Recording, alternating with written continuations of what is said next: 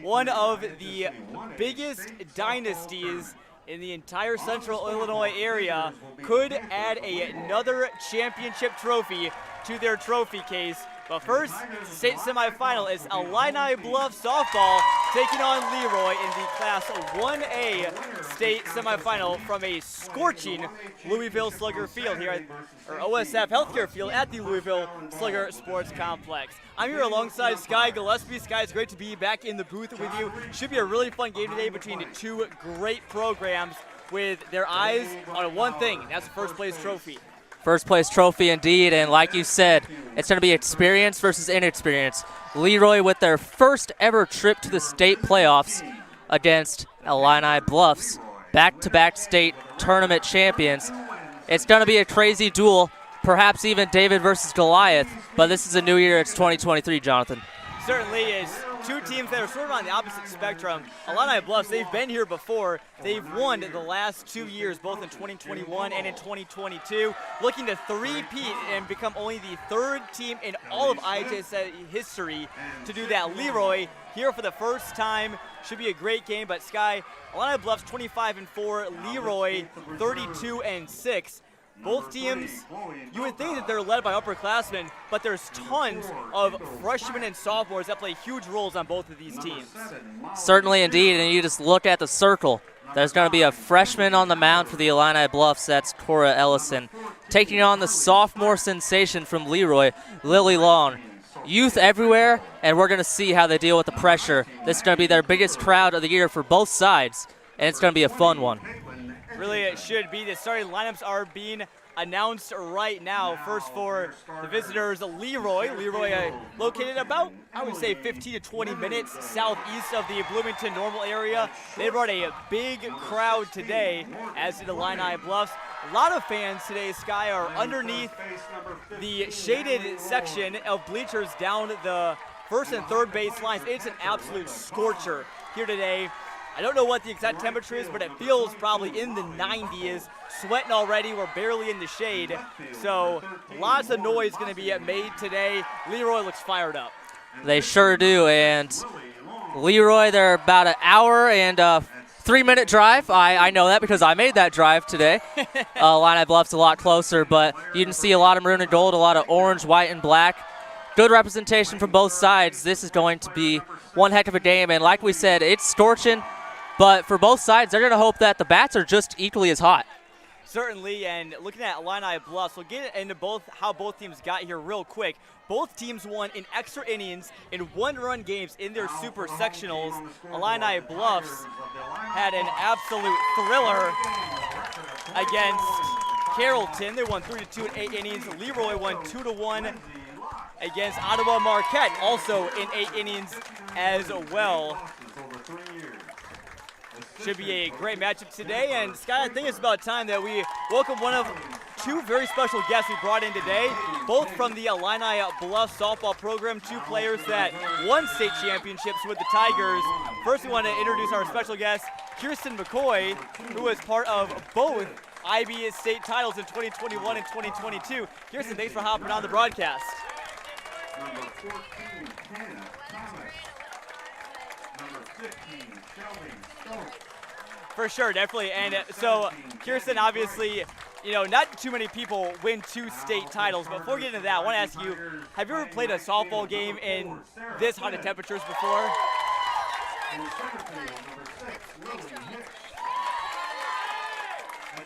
For sure. And also, want to ask, obviously, with the 2 state titles, do you have maybe a run that was maybe a little bit more better than the other? Do you have one that's more memorable between the two, or?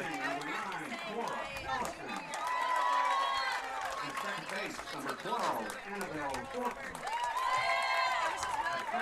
Number 22, Kenny Kalowski. Third base, number 11, Corey Eaton. The designated player, number 16, Morgan Lowe. And the flex player in left field, number 3, Tessa Howard. For sure. And yeah, the Illini Bluffs, they've had a lot of success across the world of sports. They had a really good basketball team, I know that. Me and Jonathan had to call for them, which was a good time, but back-to-back state champions. Is it starting to get to the point where it's title or bust? Take a quick break for our national anthem. We'll be right back.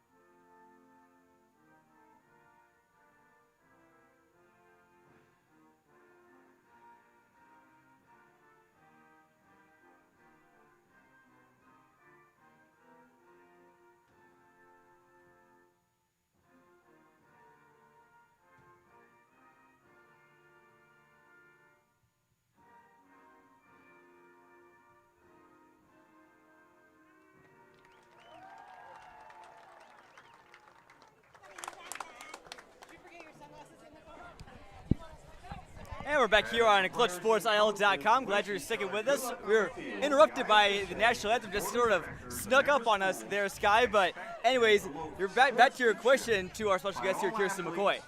Kierston, so like I was saying, Illini Bluffs softball, they've been very good as of late. Is it getting to the point where it's when the season, just before the season even begins, is it state champion or bust? I would not say it's state champion or bust. I mean, obviously, the three-peat would be so amazing and so incredibly awesome. But this great group of girls, they've just worked so hard to get to where we are today. And as long as they're having fun and enjoying the time that they have at Illini Bluffs, I feel like a state championship is just the cherry on top. And I totally agree with that. In softball, that's one of the sports you see it the most. Everyone's having fun, and especially when it's such tight and such tense moments, and still seeing that everyone's clapping, cheering on their teammates, that is, like you just said, the cherry on top. For sure. And Kierston, what question I want to ask you before we get going here, real quick, we'll get you again, obviously, back in the third inning, but real quick, I want to know, what's your favorite memory of Illini Bluffs softball, both on the field and maybe something funny happened off the field during your time there? Oh, goodness. There's so many great memories that I've made during Illini Bluffs softball, and I do miss high school ball every single day. I would just have to say, like, I can't pick a specific moment, just being with the girls that I've grown up with and sharing this opportunity and experience with them and with a great bunch of coaches. It was just an awesome experience. And then off the field, I still couldn't pick a favorite memory because we all just got along so well and we did everything together. It was just an awesome time to be around all the girls. Certainly a family over there at Illini Bluffs. It's gotten them to 2 state titles, possibly a third. Well, Kierston, thank you for your time again. We'll see you back again in the third inning, and I'll let you enjoy the game. First 2 innings, and we'll see you back here. Maybe talk about how the game's going and also your career at Bradley. So thank you for stopping by. Thank you. Again, as Kierston McCoy, formerly of Illini Bluffs, now a infielder with the Bradley Braves softball team. So we get set to get going here from the Louisville Slugger Complex, OSF Healthcare Field. Leroy will be batting first today. They are the visitors on the scoreboard. Illini Bluffs, the home team, and we're ready to get started. It is Cora Ellison in the circle for IB today. We'll run down the starters for you here real quick. Leroy's lineup, first of all, it'll start off Emily Meningay. Center fielder will bat first. She is a sophomore on the team, though she'll be followed by Morgan Fleming, Natalie Loy, Layla Carr, and followed up by Molly Buckles, Lauren Bossingham, Lily Long, Haley Cox, and Emily Bagnell. Meningay chops it over to second, throw over to first, and first out is recorded here of the game. That was Fortin over to Kowalski for Illini Bluffs. Illini Bluffs, their defensive alignment looks like this. The battery of Cora Ellison, and Lexi Brickman. First base over to third base, it's Kennedy Kowalski, followed by Annabelle Fortin. Zoe Eaton and Chloe Eaton make up the shortstop and the third baseman respectively. There'll be Tessa Howard in left, Lily Hicks in center field, and arguably the Tigers' biggest star, Sarah Finn, over in right field. Morgan Lowe is a designated player for the Tigers here today. And speaking of star, we got Morgan Fleming up. She's a freshman, but she very well might be the best hitter in this 1A state tournament. She's batting .496 on the year, has an astounding 12 doubles on the year as well. And that's coming from your freshman over there at shortstop. It's got to be a lot of youth, and she's going to pop one foul right here. This one is fouled away by Morgan Fleming, count 0-2. Now to the Leroy shortstop. Again, put up some great numbers this year as just a freshman. Freshman on freshman battle as she cranks one to the gap. That one is down and to the track. This will be extra bases for Fleming. She rounds first and is in the second standing up, as is the rest of the Leroy Wildcats cheering section. Morgan Fleming's big bats gets things going here in the first. Yes, indeed, and just like that, double number 13, that leads the team so far. And looks like the runners in scoring position with one out. Natalie Loy up to bat, the sophomore. Loy, the sophomore first baseman, one of Leroy's tallest players at 5'10". She is second on the team in RBI behind Fleming, who's standing on second. Skye, these state softball games usually throwing your best pitchers out there. As the pitch comes into Loy, she fouls it back over the netting into the stands. A souvenir for someone there. Anytime that you can get a big hit in a state semifinal or a state final game, that's huge because the pitchers, usually most teams are throwing their best ones out there. Cora Ellison is pretty darn good. And let's just go back to the super sectional game as Loy fouls one off. It's going to remain 0-2. Super sectional game for the Leroy Panthers. They went scoreless through 6 innings. But to see a big hit, a double, already early on, that's a big sign for the Panthers. And if they could strike early, that'll get the confidence going for their young stud on the mound, Lily Long. Leroy, the batting with a runner on second. That one to Loy. That one bounces in the dirt well in front of home plate, maybe about 5 or 6 feet. Although it did not kick up a cloud of dirt as we were playing on turf here at OSF Healthcare Field. Turf indeed, something these Panthers aren't quite used to, but they did get some practice thanks to Doug Hageman, brought him over to Rantoul. As Loy strikes out swinging. There's going to be 2 down here in the top of the first, but as I was alluding to, Leroy the other day practiced at Rantoul, get a little bit of feel for the turf field that they'll see here at OSF Healthcare Field. Both these teams somewhat used to the turf, although both of them play on dirt back at their home field. As Layla Carr, Leroy's catcher and cleanup batter, digs in now. She looks at a ball, first pitch of the at-bat. Cora Ellison for Illini Bluffs in the circle. Their leading pitcher comes in with a 2.98 ERA in 101 innings pitched and 78 strikeouts to go with 58 walks. A little bit of a stoppage here is Morgan Fleming is tying her shoe at second base, or perhaps maybe tightening up a Velcro strap, but she's all set to go, and we're back underway here in the first inning of the Class 1A state semifinal between Illini Bluffs and Leroy. Battle of the Big Cats, Tigers and Panthers. Carr fouls one back into the net, and the count is even back at 1. And Layla Carr, just a freshman. She's batting .449, and she actually leads this team in doubles. That is not Fleming. She has 14 on the young season, and a double right here could score 1. That one high from Ellison. Fleming still staying at second base, although got a big lead off there. That phrase, just a freshman, I think is going to enter our vernacular quite a bit today, Skye. Leroy, if I'm not mistaken, doesn't have any seniors on their team. Fouled back again by Carr. Illini Bluffs only has 2, and both carry well over a handful of freshmen on their squad. It's remarkable what these teams have been able to do with a young core.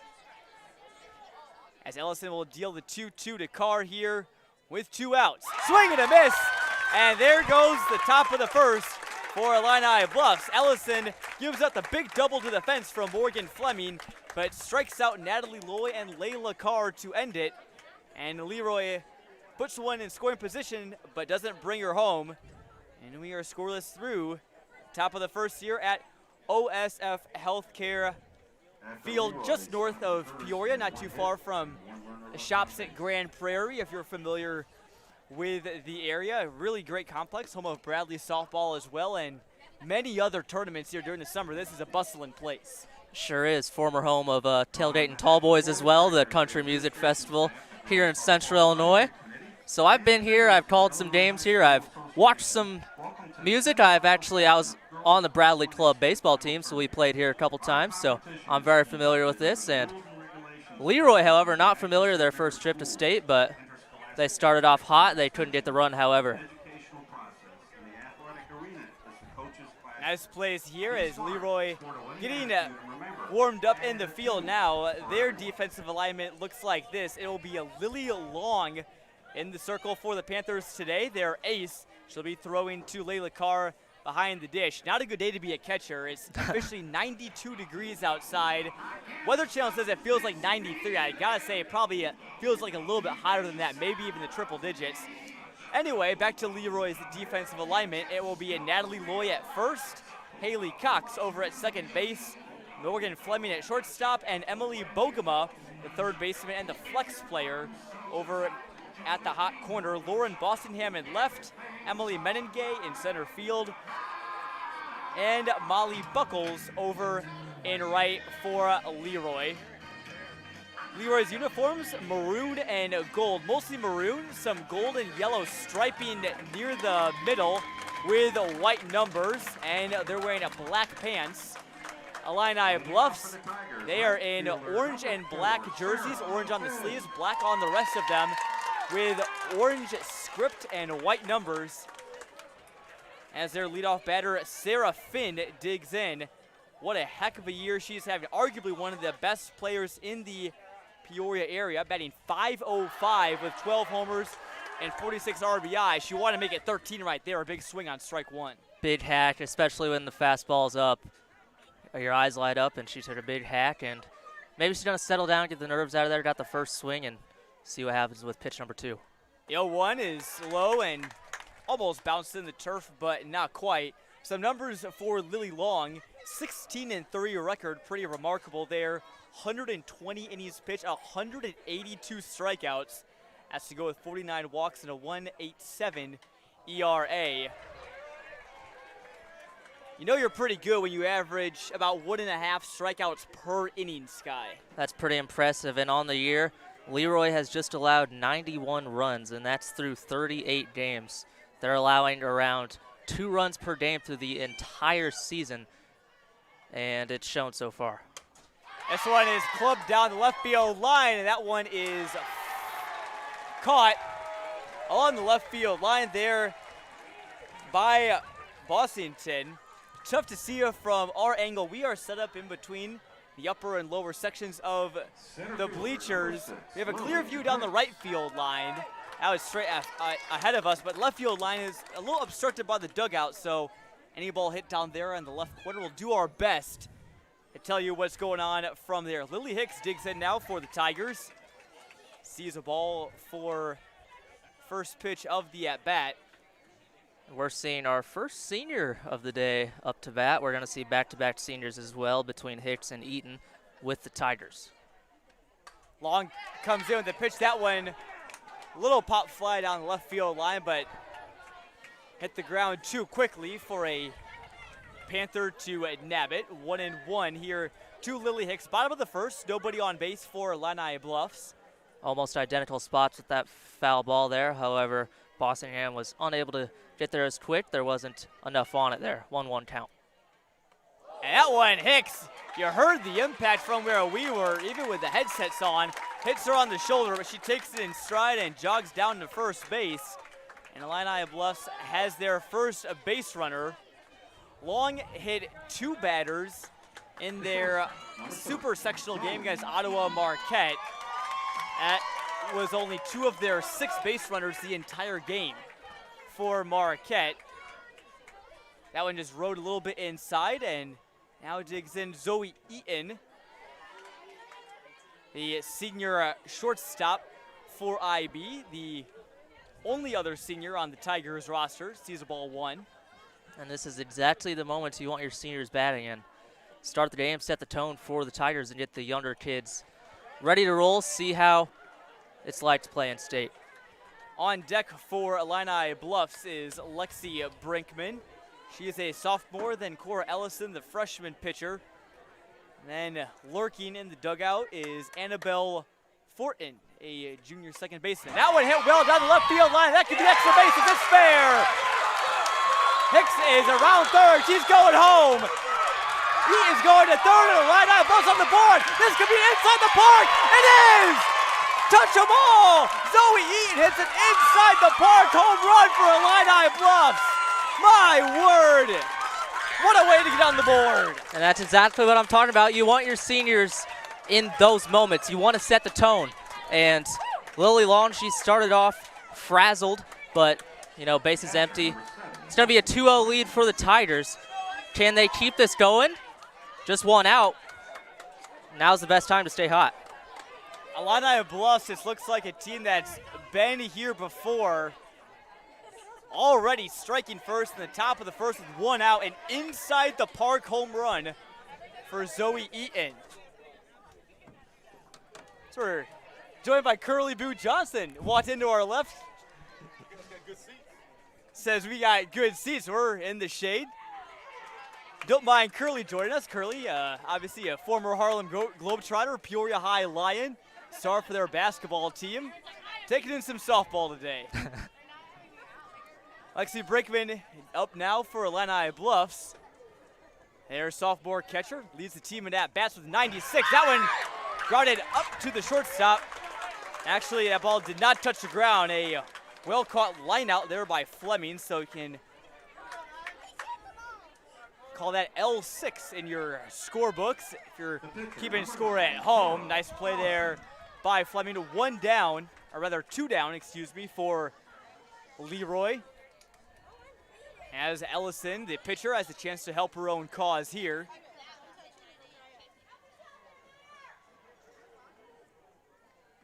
And Long gets set, it gets hit. This is also hit well down the left field line, and that one's fair as well. Ground rule double. Bounces to the wall, and that will be a double for Cora Ellison. 3 big hits so far today. No singles, it's been all extra bases so far. And all of them have been on the left field line, Skye. I haven't seen a single ball hit the ground again because the IB dugout obstructing our view, but doesn't matter. You guys go off of the cheers, off of the strong cheering section that Illini Bluffs has brought here today. Exactly, and it's early on. You're still learning, but you can tell they're early. They're pouncing. Maybe try some more off speed if you're Long here to try to switch things up with Fortin coming up to bat, the second baseman, the junior for the Tigers. Annabelle Fortin batting with a runner in scoring position and looks at ball 1 high. Not too often that Leroy pitcher Lily Long has been in this situation this year. Again, her ERA 1.87, and she's given up 2 already. On the inside the park home run from shortstop Zoe Eaton. Fortin fouls that one back into the net. Seen lots of foul tips. First time through the lineup for both of these teams. Skye, probably both teams are trying to figure out their timing, get both these pitchers' pitches down. And aggressive bats, as we see one there, that's probably going to be foul, and indeed it is foul. It's going to now be 2 strikes for Fortin, but aggressive bats, you're going to see that early on, especially when you're making the trip to state. You want to oftentimes try to do too much, but too much, it's worked out for the Tigers so far. All this hit down the line and throw him back to the catcher. 1-2 now to Fortin. IB with the batting with a runner on second base. That's Cora Ellison.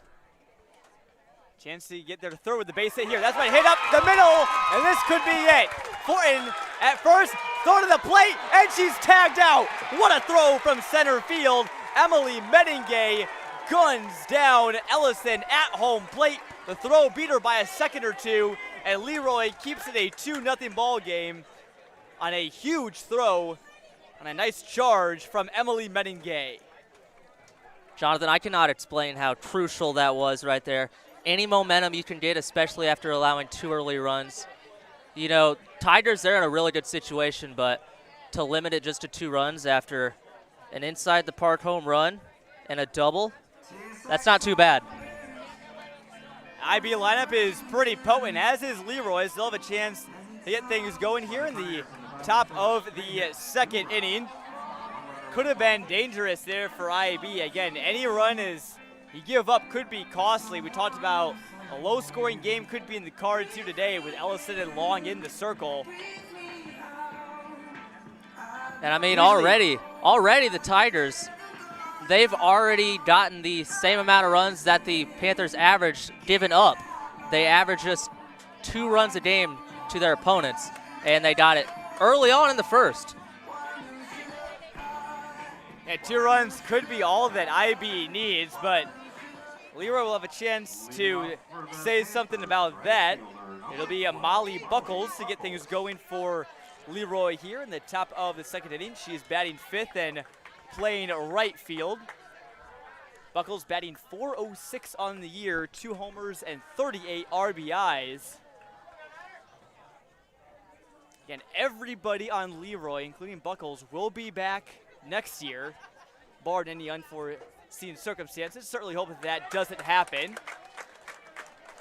This Leroy team could be really, really good next year, as will Illini Bluffs. 1-1 here to Buckles. That one outside for ball 2. Good spot there by Ellison. Good eye, however, by Buckles. It's going to be a 2-1 count to Buckles. She is the sister of the twin brothers from the class of 2021, Max and Mason Buckles. Played on baseball, football, and basketball teams, and she has a younger sister herself, so you're going to see the Buckles name around softball for a while. It's a family affair. Illini Bluffs, they obviously got Chloe and Zoe Eaton as Ellison fires a swinging strike in there. Full count to Buckles. Nobody out, nobody on here in the top of the second inning. And the payoff pitch from Ellison is outside. Brickman tried to frame it up well, but just a bit too far low and away, and Buckles is aboard. That's with a walk here in the top of the second inning. And that's a beautiful spot for it's a beautiful spot perhaps for a 2-2 pitch. But 3-2, just a touch off the play, as we're going to have Lauren Bossingham, the junior left fielder. She's going to pull a bunt, but it's going to be foul. That one hit in front of the plate and spun backwards. And Leroy maybe trying to play a little small ball here, but that certainly works. Small ball has been key for the Panthers so far this season. They've done it since the get-go, and they haven't necessarily had to in their games, as they've outscored their opponents 371 to 91. But in state, you need to play small ball. Certainly is. Look at Leroy, some of their big wins this year included Tremont and Prairie Central, a couple other big names littered down there across their Heart of Illinois slate. As Bossingham tries to bunt again, that one stays fair. Brickman fires over to Kowalski at first and gets the out. Close play, but throw was in time as Buckles moves over to second base, and Bossingham does her job. Puts a runner in scoring position for Lily Long. Again, Skye Leroy, 32-6 on the year, 7-3 in that Heart of Illinois Conference. Believe it or not, Skye, in the final HOI standings, they finished 4th. That's how good the HOI was this year. HOIC, one of the best small school conferences in Illinois, as Long is going to foul one off. Is that the radar gun, or what is that the camera? Or? That hit either a radar gun or a mounted camera right behind home plate, mounted there in the netting. Something fell off of a string. It did not look good for that camera. Thankfully, our camera is not sitting there. We don't have any cameras. Just bringing you live audio coverage here from OSF Healthcare Field. Glad you're with us on ClutchSportsIL.com. It's 1-1 to Lily Long. And we saw Ellison help her cause with a double. Can Long do the same?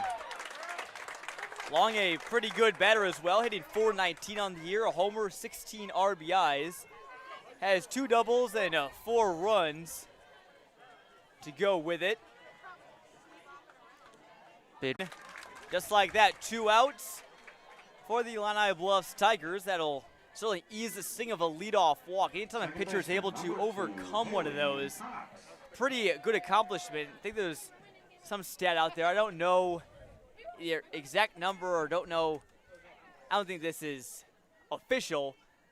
Anytime there's a leadoff walk, at least in baseball, there's about a 70% chance that run comes around to score. So if Ellison can strand Buckles at second, would be a job well done, as Haley Cox, the number 8 hitter for Leroy, gets set to hit in her first at-bat.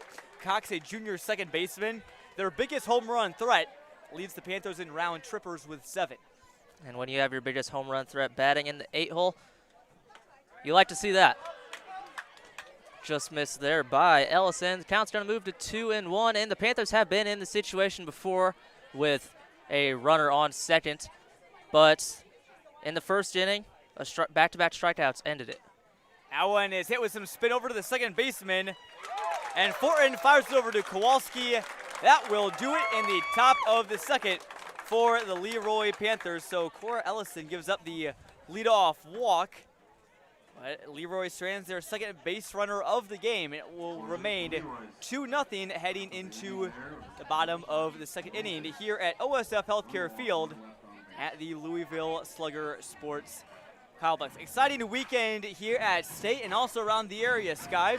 Saw the other 1A State semifinal, Peru, St. Bede, and Goreville play just before us, and St. Bede won that game 4-1, I believe, was the final score. So the winner of this game will take on the Bruins from Peru. They brought a huge cheering section. It's going to be loud here tomorrow. And Goreville will face the loser of this game at 9 a.m. for the third place game. It's nice, though, that even though you have to play at 9 a.m., it's nice that you at least get to make a trip out of it, get to stay for the weekend, get to stay 2 days, maybe stay around and maybe sightsee Peoria a little bit, maybe later today or on Saturday, maybe Sunday as well. Skye, if you were coming into town from out of town for a State, what would you look for to do here in the Peoria area? Well, there's some good ice cream shops around Peoria. There's Emo's, correct? Emo's, yep. That's I remember when we made the trip out here, our baseball team our junior season, we won the regional championship out in East Peoria. We went and celebrated at Emo's, got some ice cream. Good memory, and a lot of the memories, as we discussed with Kierston, a lot of the best memories we get are off the field with these teams, especially when you're making a tournament run. Kennedy Kowalski getting things started for Illini Bluffs here in the bottom of the second. Kowalski, a sophomore first baseman, batting .254 with no homers, 10 RBIs. At one low for ball 2. Skye, you mentioned Emo's. I was actually just at Emo's a couple days ago. Had some of their lemon ice cream, and boy, that was really good. Also a big fan of their cotton candy ice cream as well. Got little cotton candy flavored little sort of crunchy tidbits, and they're almost like sprinkles. That one is strike 2. Kowalski. Ice cream sounds really good here today. It's pretty hot here as some umbrellas are out, trying to shield some fans from the sun. And the shaded bleachers, again, down both sides are pretty much packed to the gills on both sides. As they should be, and we have a 3-1 count early on to the leadoff hitter, Kowalski. And during warm-up pitches, as Long's going to fire the 3-1 pitch, it's fouled off by Kowalski, full count now. As Long was throwing warm-up, she threw one, and it hit the net in the air. It was she missed pretty bad with a pitch, and you started to see she was a little frazzled to start the inning, but she's bounced back, and she's made it full here. And Long deals a payoff pitch, taken low and away for ball 4. So Illini Bluffs still threatening. And the runner on base to start the bottom of the second. And the number 8 hitter, Chloe Eaton, gets set to hit now. The freshman third baseman. Played in every game as a freshman. Not a huge power hitter, but one of many Illini Bluffs Tigers to be hitting over 300, just over it at 306. And to see Chloe learning from Zoe don't mix those two up, as that's going to be down 1-0. Chloe Eaton and Zoe Eaton, two teammates, Zoe the senior and Chloe the freshman. It's really nice to have a state run, especially with family member of yours. Certainly is. We heard from Kierston McCoy. Even those that aren't biologically related also feel like family as well. As long ahead in the count now, 0-2. Eaton maybe throwing down a bunt here, but maybe not with 2 strikes. But third strike, that will be at a strikeout. Looks like she'll swing the bat here. The 0-2, low in the zone, and Eaton just got a piece of it back into the netting. Again, if you're just joining us, Illini Bluffs got on the board in the bottom of the first. A inside the park home run, a screamer down the left field line from Zoe Eaton that brought in Lily Hicks. Yeah, inside the park home run, definitely not on my bingo card for this state tournament. Certainly was not for mine either. It's more impressive to see in inside the park home run in softball as Eaton takes ball 1 low and away than it is in baseball. Field's a little bit smaller, so you don't have to run quite as far to chase down those balls to the outfield and down the line. Eaton had lots of speed, and her sister Chloe watches ball 2. Count now even up at 2-2, nobody out. And Lauren's been living low so far this at-bat. She's trying to force perhaps a ground ball, turn to double play here as the 2-2 pitch comes from Long. That's going to be skied up. Who's going to call it? It's going to be the third baseman, Bodema. And she's going to catch it and make the first out of the inning as the 9-hitter, Morgan Lowe, comes up to the plate. Thanks for covering me for me there, Skye. I was looking down at my phone real quick, and I wasn't able to look down at much of it. The only thing I was greeted by was a temperature notification that says my iPhone needs to cool down before I can use it. That's how hot it is out here today. As Lowe, the designated player, will come up now. Number 9 hitter for Illini Bluffs. Always important to have a good hitter down at the number 9 spot. It sort of acts as a wraparound hitter. You can set the table for the top of your lineup, and Sarah Finn, who's on deck for Illini Bluffs. Yes, indeed. And Lowe batting .264, but it's not all about the numbers here. Lowe Jr. has some experience on these title teams. 0-1 count. 0-1, make that 0-2.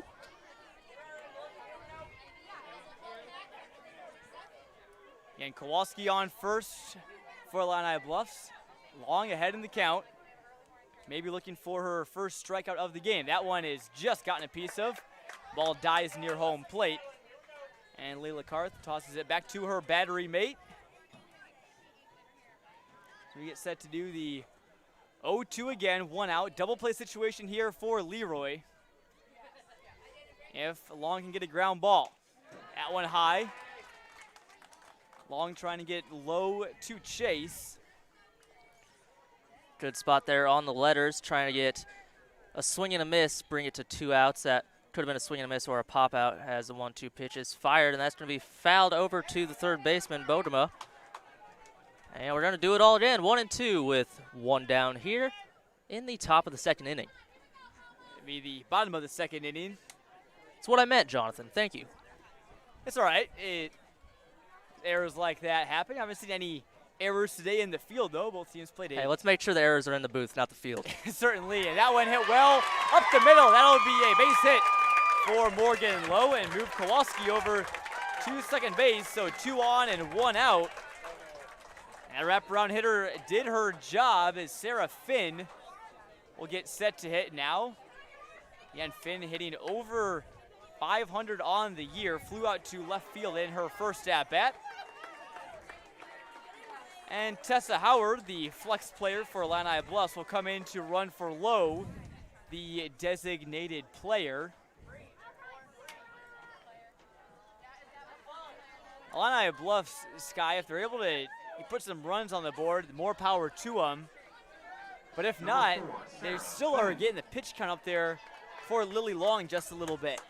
Especially, and for the Illini Bluffs, you want to get Long rattled early, and this Panthers team especially. They played in a lot of 1-run, a lot of 2-run games so far this season, and they've ended up coming out on top.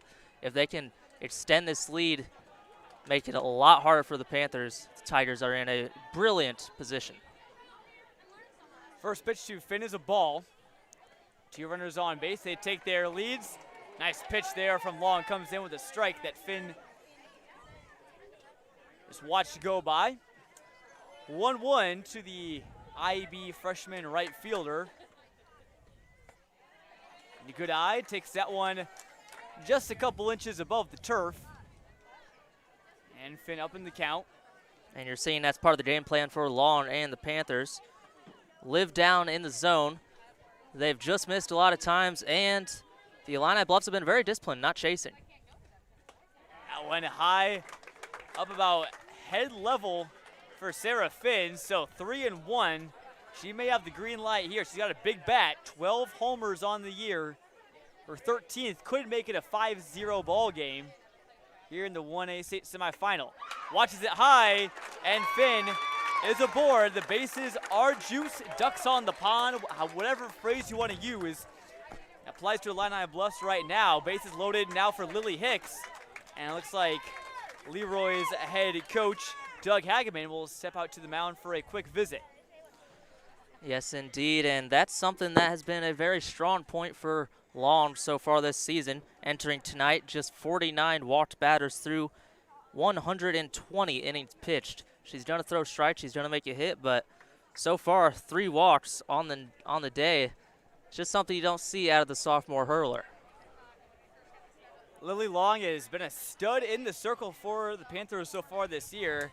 Is there anyone that can get out of this jam? It's certainly her. Again, Lily Hicks will be the batter for the Tigers. Center fielder was hit by a pitch and came around to score in her first at-bat. And Illini Bluffs looking to win the state title for the 3rd year in a row in Class 1A. The only other 2 teams that have done so, Skye or Rock Island Alleman, the Pioneers. Back in Class A, there was no 1A, 2A system back at the time. It was just A and AA. They won in 1992, 1993, and 1994. And the other team to win it was also in Class 1A. One of my favorite team nicknames, the Cobden Apple Knockers. Won it in 2007, 2008, and 2009. Illini Bluffs could be the 3rd if they win here today and defeat Peru St. Bede here tomorrow. First pitch was a strike to Hicks. Hicks going to try to knock some apples here, maybe knock some runs in at the same time. Counts now 1-1. And honestly, that's not the end of the world that Long walked Finn, the lone 500 hitter for this Tigers team. I know you're facing a really good hitter in Hicks, but we're going to see how that turns out. That one is looped fouled on the left field line. We'll make it a 1-2 count to Hicks. Cobden Apple Knockers, Skye, I got to talk about it a little bit. One of my favorite Illinois high school nicknames. There's some weird ones out there for sure. Some ones that I certainly love, yeah. Corn jerkers? Yeah, the Hoopston Corn Jerkers. They were the next one I was going to say. There's also the Effingham Flaming Hearts. Another interesting one. And 1-2 is fouled into the net. Almost went flying back into the press box, which you're not in right now. We're exposed to the elements here on CSM. Bringing you today's live audio coverage of the Class 1A state semifinal. And I wouldn't have it any other way. Curly Boo Johnson sitting next to us says the Centralia Orphans. That's just a really foul. good one. As Hicks hit one that was just foul. By the hair on my chinny chin chin, it appears, Jonathan. Indeed, it is also, while we're on rattling off some good high school nicknames, there's a Piasta Southwestern Firebirds. I like the Flamin' Hearts. Certainly a good one. The Rockford East E-Rabs. 1-2 rather to Hicks is low in the dirt, 2-2. Yeah, bases loaded for Illini Bluffs. Kowalski on third, Low on second, Finn on first. Tigers looking to continue their early damage here today. That one, good pitch there from Long, but Hicks had a better eye. Just missed the black by mere centimeters. Now a full count.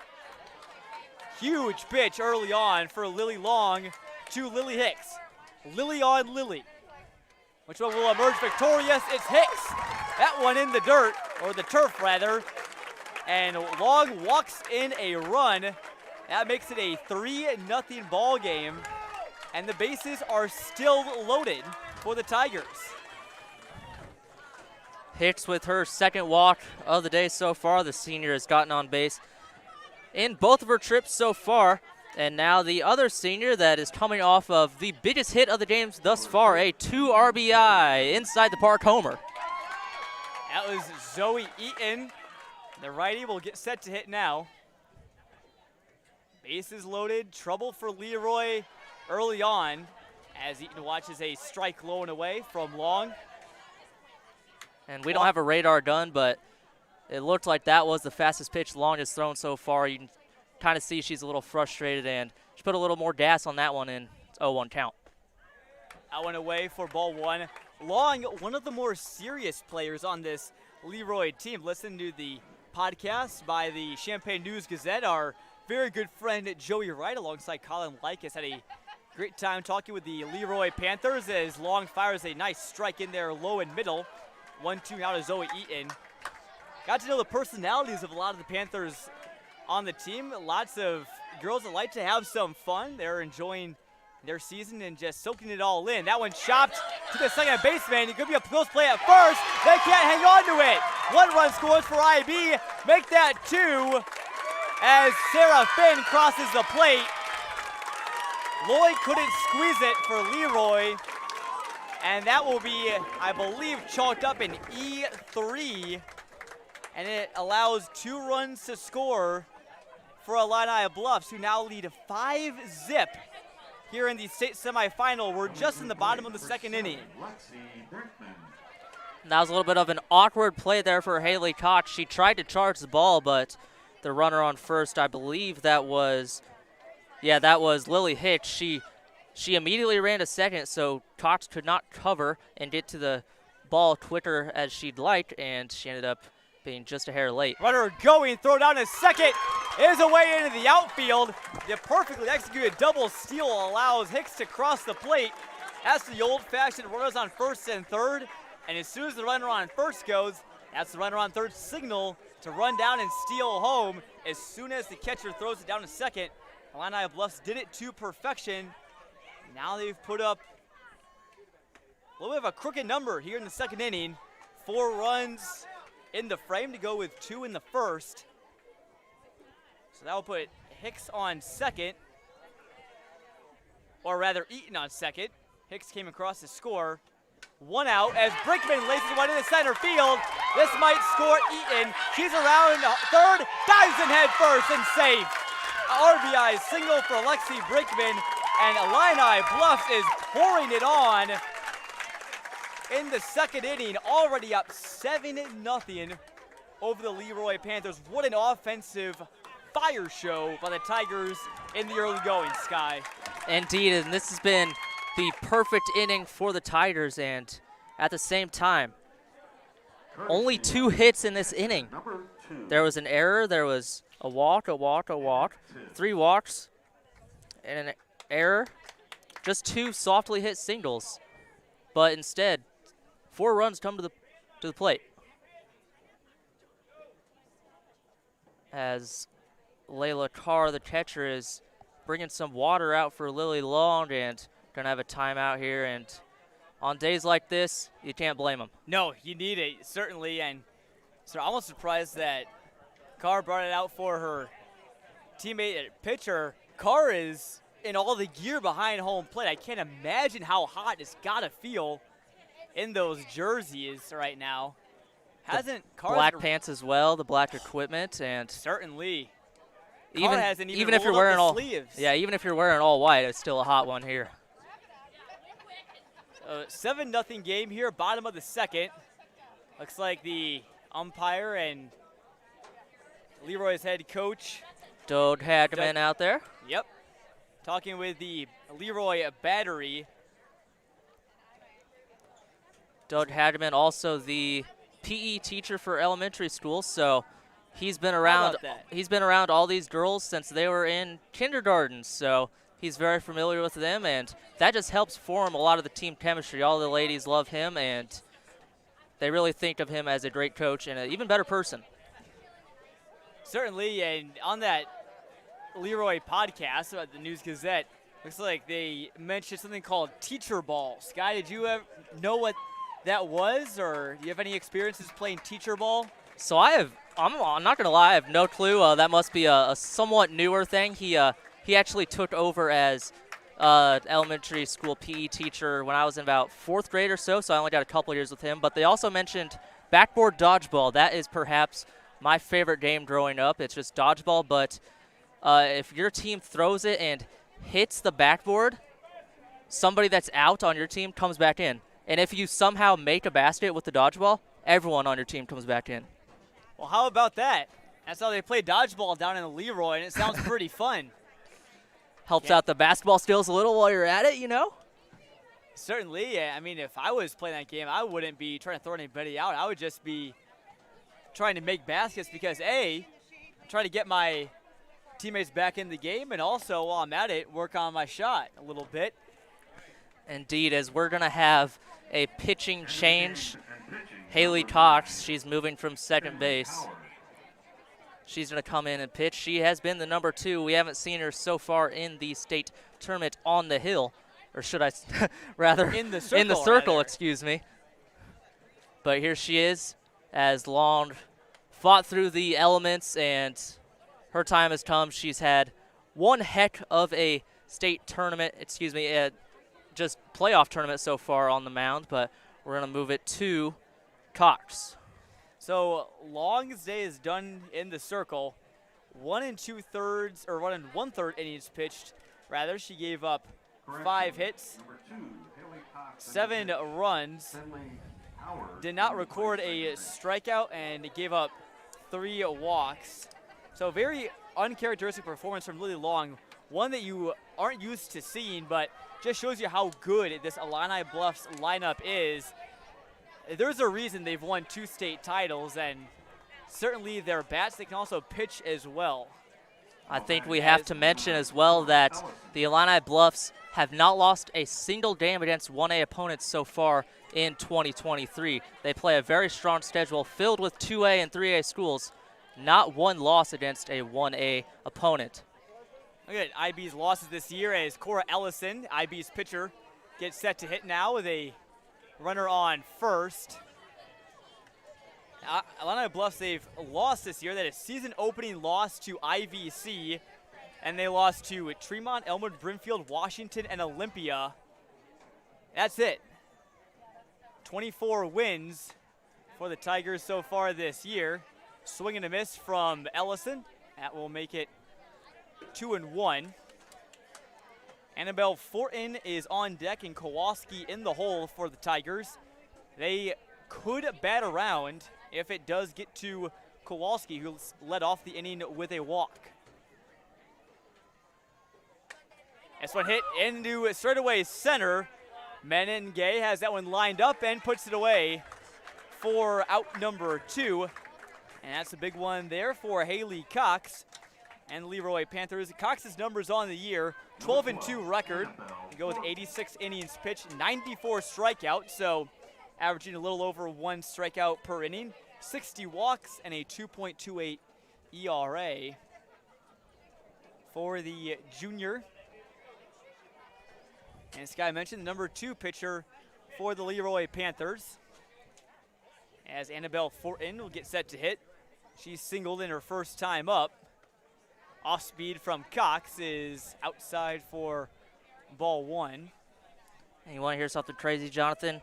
Lily Long in the 120 innings pitched coming into this afternoon's game.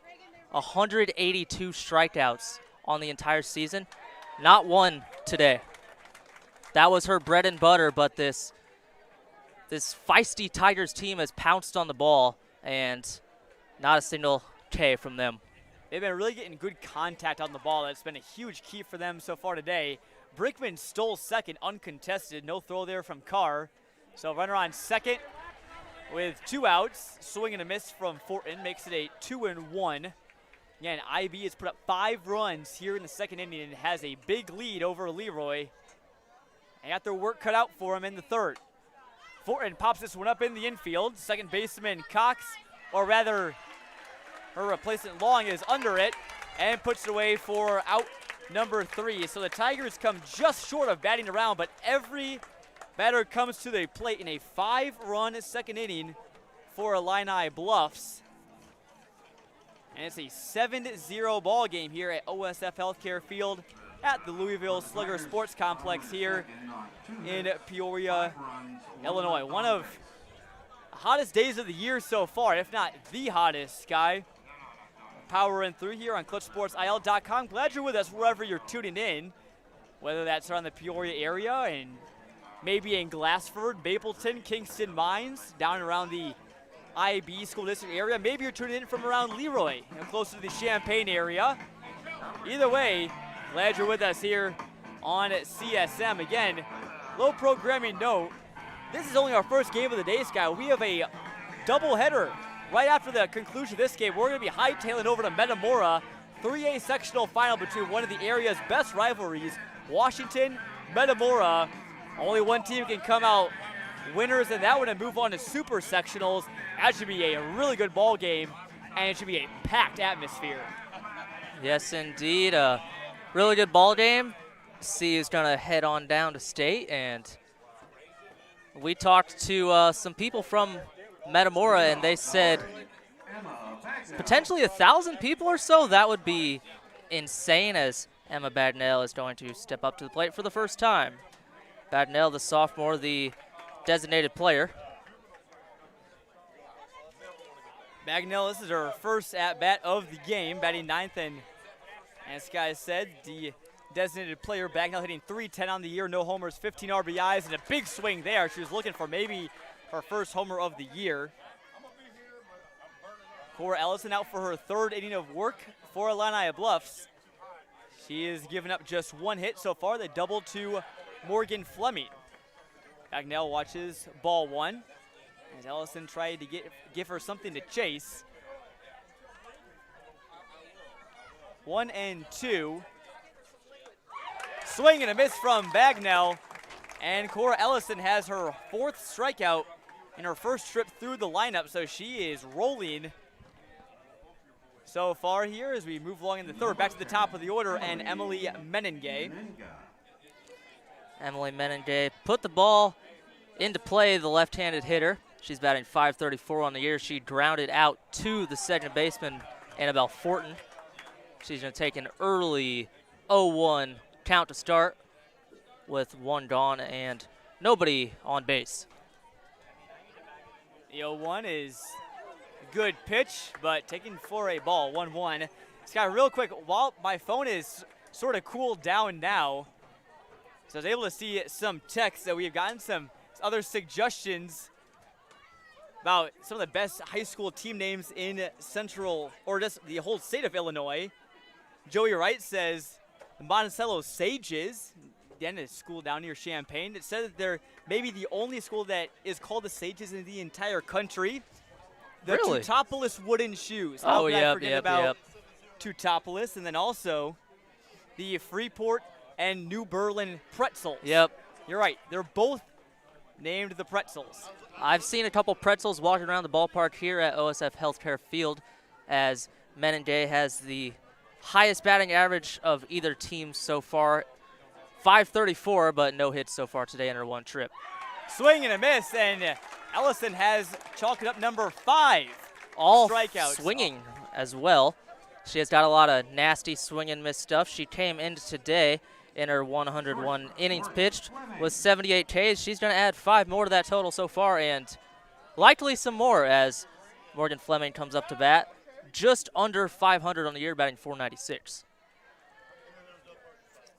Fleming, a dangerous presence for Leroy, could be the spark that they need right now. Again, gave up 2 in the first, 5 in the second. They need to respond somehow in the Panthers' first trip to state. Fleming coming off the double that was hit in the first inning to start things off. It looked like it was going to be a hot start. There was one gone and a runner on second, but she ended up being stranded after back-to-back strikeouts from Ellison. Counts now 1-1. That one high for ball 2. Ellison maybe just trying to see what Fleming will chase and what she won't. That one was high. That one is hit foul up over the netting. It'll make a souvenir for potentially a young fan. It's always fun, Skye, at baseball or softball games, watching little kids run for foul balls that are hit. They want to be the first one there. I'm sure there was a chase that ensued after that one. The 2-2 now from Ellison to Fleming. She could strike off the side. That one popped up. Who's got it? Right fielder in foul territory. That's Sarah Finn, and puts it away to end the top of the third for the Leroy Panthers. 1-2-3 for Cora Ellison. And Illini Bluffs continues to roll on through as we welcome back our special guest you saw early in the pregame, Kierston McCoy, back in the booth. Again, Kierston, a former state title winner for the IB Tigers, now playing at Bradley. Kierston, while I get you all set up here, we're going to put this microphone here on the table. I think you can try and touch it. It's pretty hot right now, so I don't know how much you want to hold it at all. But Kierston, again, thanks for stopping by back in the booth. It's been a fun first 2 innings if you're an Illini Bluffs fan. Yeah, it's been great. Their bats are hot. They're staying pumped up, and they're definitely putting pressure on. For sure, it's 7-0, and looking at your state games from the last 2 years where you won state titles, a lot of those were kind of closer to pitchers' duels. I think they were scores like 3-2, 2-1, something like that. So scoring 7 runs in state, it's got to be huge because you're facing some really tough pitchers out there, aren't you? Oh, yeah, for sure. Their bats have stayed hot all year, and we knew that their bats were going to get them here. They persevered and kept working, and it's gotten them a 7-0 lead in the bottom of the third right here. For sure, they have another chance to add on to it, due up for Illini Bluffs. It will be Kennedy Kowalski to get things started, followed by Chloe Eaton and Morgan Lowe. The first 3 that started off the bottom of the second inning, in which IB put up 5 runs. Only 2 extra base hits for Illini Bluffs so far today. It's the home run from Eaton and the double from Cora Ellison. We're posing for pictures there. I had to take a quick break. It's a party here in the Clutch Sports Media booth. Kierston McCoy and Curly Boo Johnson taking in this game to Kierston's left as Kowalski will get set to hit here in the bottom of the third. She walked in her first time up. Kowalski, a sophomore for Illini Bluffs. So, Kierston, you got probably 1 year to play with Kennedy, I'm sure, but one thing we were talking about with me and Skye were so many freshmen on this team, so sure you only have a couple teammates that are left over from last year's run. Yeah.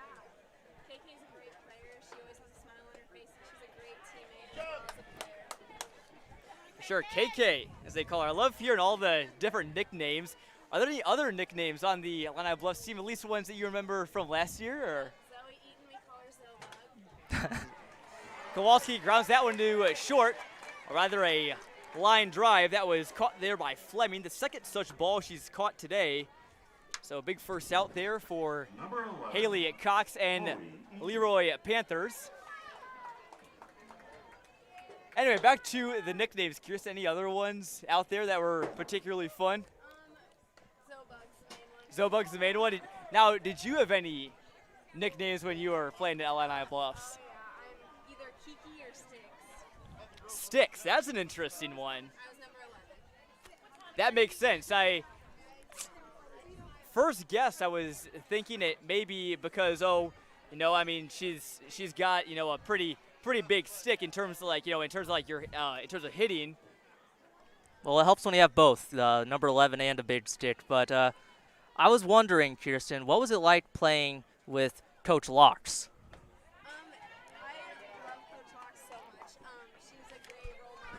She stepped in a huge role after Nancy Meyer stepped away from the game, and she had a really good team on her hands, and she worked as hard. And overall, we just had a great practice plan all the time. We were always getting our work in, never taking breaks, but we also had a great time while we were doing it. Good to hear, and I'm sure, I've never had that experience. Coming into a new team with a new coach, that might have been hard, but sounds like she handled it well. And 59-8 in the last 3 years combined with Coach Locks. It's not too bad, not too shabby. Not bad at all. It is now 3-2, full count to, or rather 2-2 to Chloe Eaton.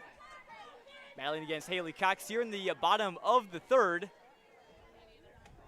And she takes, or that was a full count. Scoreboard was wrong as Eaton will take the free pass down to first base.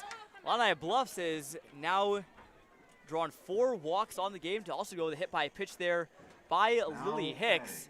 So that brings in Tessa Howard, the flex player, getting an at-bat. Now into the lineup. Howard is batting .255 on the year to go with 3 RBIs.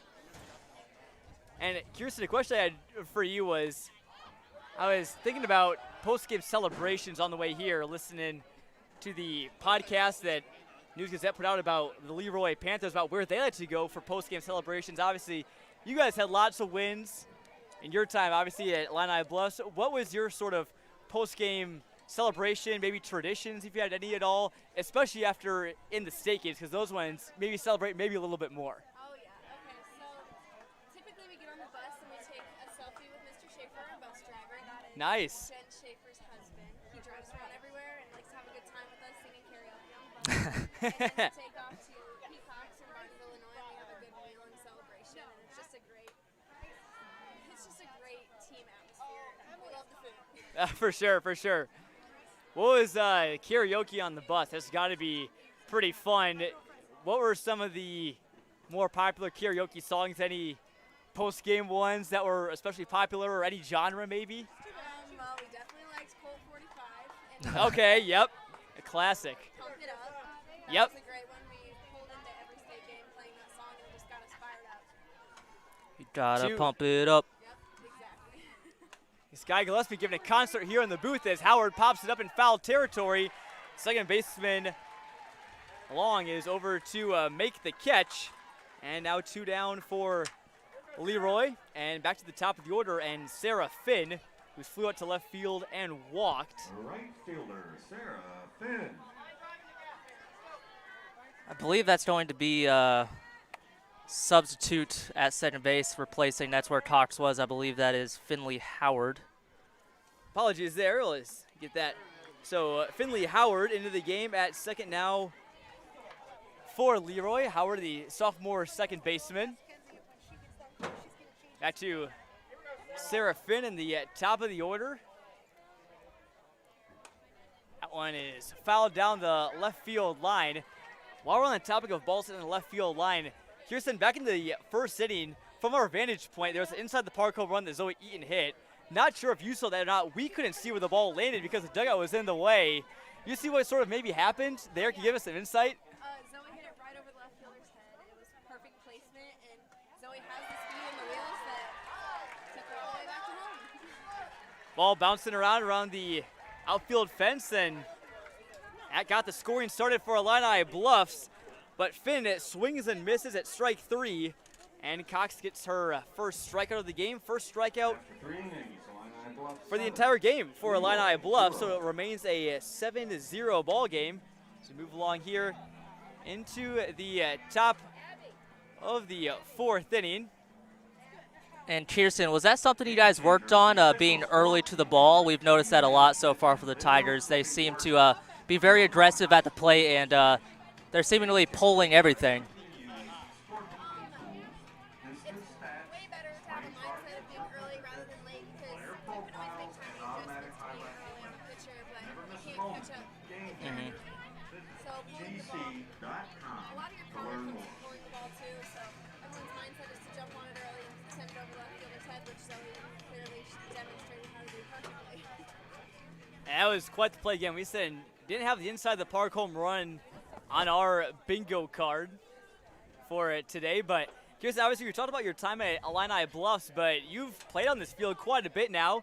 And Kierston McCoy, a freshman, just finished up her first year at Bradley. Overall, I mean, how was it going to the college ranks and everything? You had a pretty good year your first year, you think? Yes, I had a lot of fun. Bradley was actually such an amazing experience, and I can't wait for the next coming years.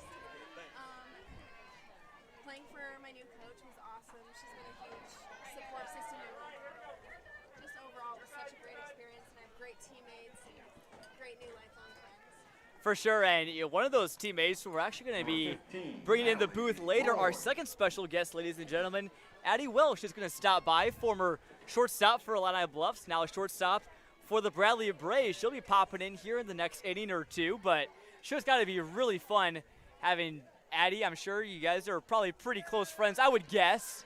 Let's hope. Hoping that we're not bringing any enemies in the booth and also on the team as well, but I'm sure you guys are, pretty close and everything like that. Is maybe just what's been the best part about, being able to play alongside Addie, and maybe talk about what you think she's like as a person and as a player. Playing alongside Addie is so awesome because I play third base, she plays shortstop, so having the left side locked down at all times, and I just know that she has my back if I can't get to a ball, and not a lot gets past her. I love her as a person. She has a lot of grit, and she's a very fierce competitor, and having her next to me and communicating plays. That one is. That was That's smacked. That was. It was smacked to the shortstop right there. That was Natalie Lloyd. She hit one, and it bounced off the glove of Eaton over there at shortstop. Zoe, the senior of the two. And that is hit number 2 for the Leroy Panthers. And with nobody out, this could be a good start. You can't really have a 7-run hit right here, but bit by bit, you can get back one step at a time. I'll bring up Layla Carr, the Leroy catcher. She struck out her first time up. 2-out base runner for the Panthers. We'll see if maybe they're aggressive here. Maybe they send Lloyd to maybe steal, and a Carr base hit could score and get Leroy to break the seal. And Kierston, I know you're not a Panther, but let's say you were up to bat in this situation. What's the mindset? My mindset would have to be chip away, singles. Let's work back one at a time and keep a positive mindset. Obviously, a 7-0 deficit. Yes, deficit, thank you. Is not something you really want in a state game. So you just got to chip away one at a time and keep a strong mindset. Just keep working back from there. I've always been a big fan of the single sort of train. I'd almost rather take that. As that one bounces off the plate, it looks like No, it grabbed her. Bounced off of her foot. Yep. So Looks like it hit the right foot on the right side hitter, which is a little rare to see, but that is going to be the second walk from Ellison thus far. Rather, that was hit by a pitch, but functions the same as a walk. Free base. So 2 on and 2 out for Leroy here as Molly Buckles, who walked herself, will get set to hit for the Panthers. So hit by a pitch, I think you can count that as taking another chip. Indeed, and Buckles, she's a junior. She's one of, yes, it is Molly Buckles. She's going to square around a bunt and lay off of it. Molly Buckles, one of 5 upperclassmen on this very young team, but Kierston, the Tigers, they're pretty young themselves. They only have 2 seniors on their squad. Sure, you guys probably I'm curious to see how big the senior class is that graduated in the 2 years that you had your state titles. How much that team was comprised of seniors? Yeah. So Lexi Brinkman, obviously, she was a freshman catcher last year. She really stepped up and played a huge role for us, and I think she was a big asset in helping us win that championship. We couldn't have done it without her. Coming in as a freshman, that has to be very nerve-wracking, and she stepped up and did a great job, and I couldn't have been more proud of her, as well as all the other freshmen that stepped up and played this year. Sarah Finn, huge bat for the Illini Bluffs Tigers, came in with a great mindset and is killing it so far. Yeah, quite the year she's having, batting over 500 coming into this game. 12 home runs, 46 RBIs. We'll be seeing her on a lot of all-area, maybe even some all-state teams, and she's got 3 years left playing for the Tigers. Buckles, 2-2 count. Runners on first and second. Leroy could get a big smack here. Swing and a miss, and Cora Ellison says, I don't think so. 6 strikeouts for the freshman pitcher, or rather, Left fielder. confused there, Skye. I thought, or rather, there was nobody out that entire time. That was actually out number 1. Indeed, we are in a new inning. Of the inning. I messed up on my scorebook. I was busy talking. Didn't forgot to put that we were in the 4th inning. I saw it was writing that we were in the 3rd, and that is one of the hardest parts as being an announcer. You got to talk, you got to juggle things, you got to keep score, you got to do a lot. Well, again, we said we hope that more of the errors are in the booth rather than in the field here today. So it's been 2 errors today for Leroy in the field, none for Illini Bluffs. I think there's probably been a couple more than 2 errors here in the booth today. I think both probably coming from my end, but 1 out. That one is chopped into the outfield. Could be a play a second. A base hit for Lauren Bossingham. They're going to send the runner home, but they may have caught her in a pickle. Third back to the catcher, and Loy is running in between 3rd and home, and she gets tagged just before she reaches home. She laid out head first, trying to dive back in, almost got to home plate, but was tagged out by, didn't see who that was. That's why we brought Kierston McCoy in the booth, ladies and gentlemen. Zoe Eaton gets the tag there. That's 2 outs now for Leroy. Runners still on 1st and 2nd, so Buckles will be credited with the hit. Loy is out at home plate. And that was Lauren Bossingham with the single just over second baseman Fortin's head as we now have the sub in. Replacing Cox over at 2nd, it is Finley Howard. Yeah, Buckles struck out, Bossingham singled. Now it's Finley Howard who is taking Lily Long's spot in the lineup. No matter how many softball games I broadcast, I still feel like every game I get tripped up by a lineup, a substitution error, the whole designated player and the whole flex thing. It took a long time for me to get used to, but sort of getting it down now. So Finley Howard is sort of the second baseman, came in for Long. We have an uncontested stolen base right there. We now have runners on 1st and 3rd with 2 gone for Finley Howard. He said chipping away could be the recipe for Leroy, and runners on the corners now with 2 outs. 1-2 is high, makes it 2-2. Kierston, I was curious, obviously, with, we talked about, we opened the broadcast with saying that you guys are starting to build a dynasty. I mean, arguably you could say you've started one already. A 2nd place finish in 2019, first place rather in 2021, first last year as well. You're back here again this year. I'm sure there's got to be some sort of culture behind this, and I'm sure that there's been a lot of inspiration to, young girls in the Illini Bluffs School District that, hey, I want to be part of a winning team and, go to state like that. I'm sure just was curious about just the overall, state of softball in the Illini Bluffs area. Softball is a huge part of our culture. Coming from a small town, look around at our crowd.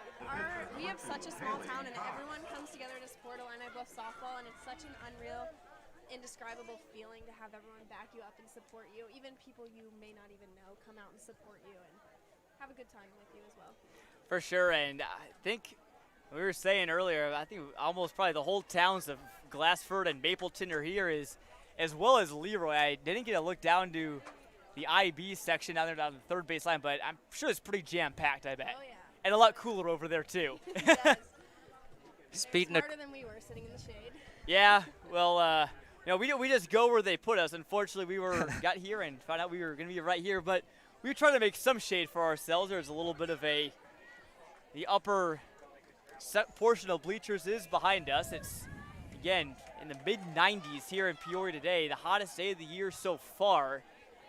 We had a little water break for some players on the field. We're ready to go. Haley Cox, number 2, Leroy's second baseman, has a chance to do some damage. 0-1, first pitch strike from Cora Ellison.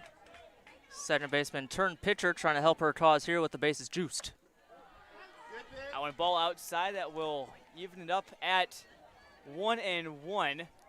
And we were just talking about a water break. We saw our first, water timeout for the Tigers as Ellison was brought a big cooler of water, nice icy water from coaches out of the dugout, as the count is now 2-1. We're back in action here. We should page our graphics department, Skye, and see if we can get a little widget on our scoreboard that tracks how many water breaks or breaks for water that both teams have had. It would be 1-1 so far. I'll keep track here on my score sheet. Who's going to win the water break battle? But more importantly, 2-2 with 2 outs, bases loaded. And number Biggest 2 pitch. batting, 2's wild. Indeed, biggest pitch of the game so far for the Panther fans. And we'll have number 2. Oh, wait, no, not number 2. I was going to say number 2 for Bradley softball coming in, but then I remember that's Jordy Vanderwerf. Number 5 for Bradley softball, Addie Welsh is coming in later in an inning or two. And we have number 4, Kierston McCoy, sitting next to us here. I know some players, as this one popped up in the air, and it should be out number 30, and it is. Leroy strands 2 base runners. They threatened in the 4th, can't get anything. And it's still IB 7, Leroy 0, heading to the bottom of the 4th. Real quick, Kierston, one of the last questions I had, talked about number 4. Any decision behind that number, or was it just what she got? It was really hard to shy away from number 11. I've been 11 ever since I was very young, but coming into Bradley, I might as well have had a new start, and 11 was sadly taken, so number 4 was the best next option. Well, sometimes it's just how it goes. Well, Skye, anything else for Kierston as we decide to go to the bottom of the 4th? No, I just thank you. Any final questions? Anything you want to know? No, I've learned a lot about Kierston and the Illini Bluffs Tigers, but I just thank you for stopping by, and you'll be here tomorrow too? Yes. All right, well, I hope you enjoy the rest of the state tournament run for your former school, and go Bradley. Yep. Well, thank you so much for having me. Make sure Addie says all good things about me. For sure we will. Again, thank you so much, Kierston, for coming in, and enjoy the rest of the game. Again, ladies and gentlemen, that was Kierston McCoy, formerly of Illini Bluffs, now the freshman 3rd baseman for Bradley softball, sharing her wisdom and some memories with us. Always fun bringing some former players. And we were able to have an IB Tiger and a Leroy Panther. Again, Skye Gillespie, alum of Leroy High School, both in the booth. And then I'm just kind of sitting here, I'm calling it a John Dog sandwich. You are the moderator for today, as you're sitting in the middle between me and the Tigers in case, anything goes wrong, anybody says anything a little too rough about the opposing hope team. That we don't have any fights here in the booth. I'll leave the battle out on the field for right now. And Haley Cox coming into the game. She's been pretty good so far. She had the first strikeouts for either side so far.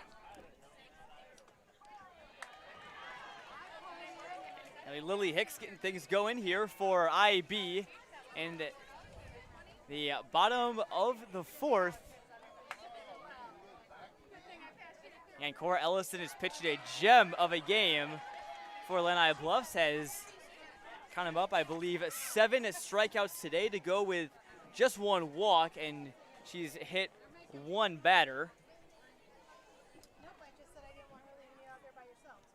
And Lily Hicks up to bat looking for her 3rd time on base, all of the free variety. One, she took a stinger hit by pitch, and then she walked as well, and she had 2 runs as well. She scored both trips. She also had an RBI on the walk, which was a bases loaded walk. As it counts now 3-2, could we see another walk, or will she do it the hard way? IB has done a good job of drawing walks today, but not right there. Cox gets this swing and the miss. She's starting to really settle into a groove now. That's going to be back-to-back strikeouts from Cox, 1 to end last inning on Sarah Finn, and now 1 to begin the new inning, Lily Hicks. But now we got the senior, the other senior, Zoe Eaton. Eaton had that inside the park home run back in the 1st, and this one ripped towards 3rd. Can Bogema make the play and over to 1st? She gets her, and Leroy quickly has 2 outs here in the bottom of the 4th. So Haley Cox really starting to settle in here for Leroy after that early damage was done. Has sort of settled things down for the Panthers, and at this point, all you got to do if you're Cox is just give your team a chance, and she's doing so as Lexi Brinkman comes up to bat now for the Tigers. And it's a lot of change of speed so far. You're seeing a lot more off speed from Cox with Long. It was more blow it past you, swing and miss stuff, but this is more of a, Cox is more of a contact pitcher, and you're seeing that thus far as we had the Bogoma to Loy connection from the hot corner to the slightly less hot corner over at first. It just got slightly less hot right now, Skye. Some cloud cover has come in, and it feels amazing. I am probably visibly and profusely sweating right now, as are probably most people. And good thing there's not a camera on us because we are drenched. Certainly. Glad you're with us here on ClutchSportsIL.com. Coverage of the Class 1A state semifinal.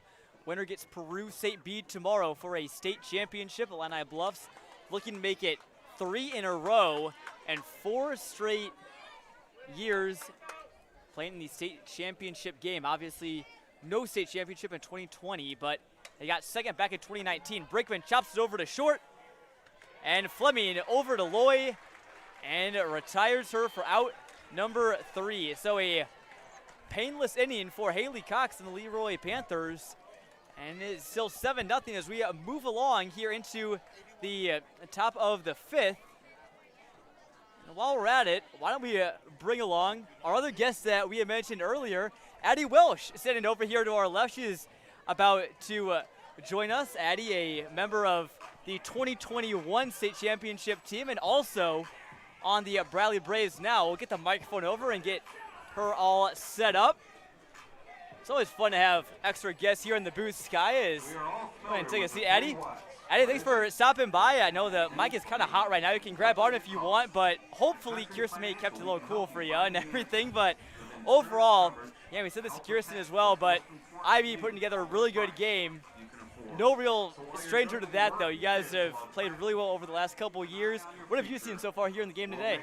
I've seen a lot of good offense out of our team for sure since I've been here, and Cora's doing a great job in the circle, dialing in when they get runners on, making sure that they don't score no damages. For sure, it was a great job putting out the fire there in the last inning, retiring Leroy with 2 runners on and no one out. That's the biggest threat that they had so far. But still a goose egg on the scoreboard for Leroy. So, Addie, obviously, I know you scored, I believe, if I'm not mistaken, you scored the winning run to walk it off in the state championship game back in 2021. Just tell me about that season, that game, that trip. What was going through your mind as you're running that 60 feet from third base to home? When I was on third, I just had a feeling Kristen Graham was up to the plate, and I just knew she was going to find a way to drive me home. As soon as I saw the line drive landing there in left field, it was really a surreal moment when I hit home plate, and knowing that our whole goal that season was to win. With the year before COVID, the season getting canceled. The year before that, we got second in state, so it was an awesome feeling for sure. Certainly lots of good memories for the Illini Bluffs softball team as Emily Bogoma gets set to hit for Leroy. She watches the ball for the first pitch of the at-bat. And, you know, Addie, we were just talking with your teammate. I was going to say former teammate, but then I was like, no, you guys are still teammates at Bradley. Kierston McCoy, and just talking about, you know, you guys playing together. You guys had a pretty good duo on the left side of the infield back in your time at Illini Bluffs. Who were some other maybe big players that were some big factors in your runs to state?